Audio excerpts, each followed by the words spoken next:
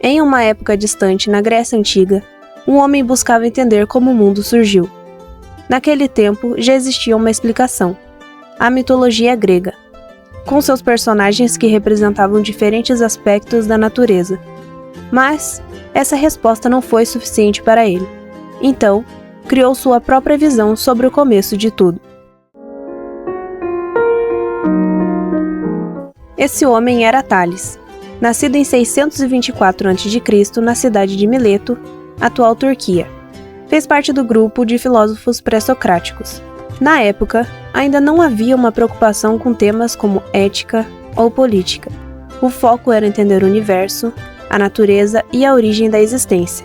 Com isso em mente, Tales foi o primeiro a romper com o pensamento mitológico, no qual os deuses explicavam todos os fenômenos. Sua proposta foi uma explicação natural, baseada na observação, na investigação e na possibilidade de testar ideias. Para fortalecer essa nova forma de pensar, fundou a escola jônica, ao lado dos filósofos Anaximandro e Anaxímenes. Cada um tinha sua própria resposta, mas todos buscavam o mesmo objetivo: a origem de todas as coisas. Essa busca, por um elemento único que explicasse a complexidade do universo, marcou o início da ciência filosófica e inaugurou o uso do logos, a razão, para compreender o mundo. Imagine que você está caminhando em um parque.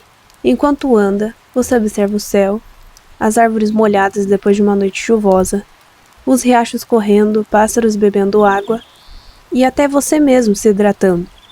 O que tudo isso tem em comum? Foi a partir de observações como essas que Tales escolheu a água como base de sua ideia. Ele percebeu que na natureza tudo parecia depender da água: plantas, animais e seres humanos. Na época também, ele acreditava que a Terra flutuava sobre a água, uma hipótese usada para explicar a estabilidade do mundo. Além disso, a água possui 3 fases: líquida, sólida e gasosa, o que pode ter reforçado essa visão.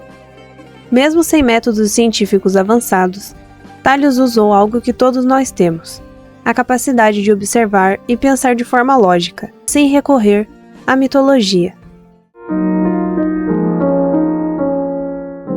Antes da razão se tornar a base para entender o mundo, era o senso comum que dominava, explicando os acontecimentos por meio dos mitos. Se alguém olhasse para o céu e visse relâmpagos, acreditaria que era Zeus enfurecido, lançando seus raios, mas Tales rompeu com essa visão. Para ele, os raios aconteciam por causas naturais, como a eletricidade presente na atmosfera e certas condições físicas. Ao usar a razão para explicar o mundo, Tales deu o primeiro passo para o nascimento da ciência: observar a realidade e criar uma explicação lógica, mesmo que simples, marcou o início de um novo caminho para o pensamento humano. Também teve participação notável nas áreas matemática e astronômica. Suas técnicas de geometria vinham do Egito e da Babilônia, conhecimentos que ele adquiriu durante suas viagens. Seus principais feitos foram prever um eclipse solar em 585 a.C., um marco impressionante para a época.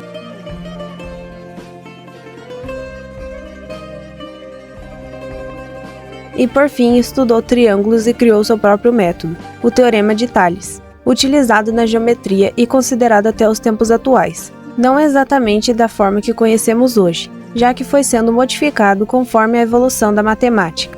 Através das suas observações e experimentos, Tales conseguiu achar o equilíbrio entre a teoria e a prática.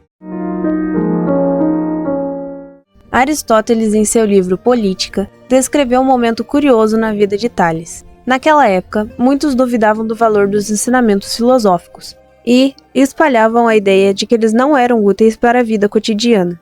Inconformado com a situação, Tales planejou uma maneira de provar que o senso comum estava errado sobre os filósofos. Usando seu conhecimento sobre o clima, ele previu que uma grande safra de azeitonas estava por vir. Muito astuto, alugou antecipadamente todos os lagares da região. Quando a colheita chegou, todos os equipamentos necessários estavam sob seu controle, e, com as vendas do azeite, lucrou muito. Essa atitude provou que o raciocínio lógico dos filósofos era eficaz e poderia ser usado tanto para alcançar liberdade financeira quanto para criar negócios altamente lucrativos. Moral da história: nunca duvide de um filósofo motivado.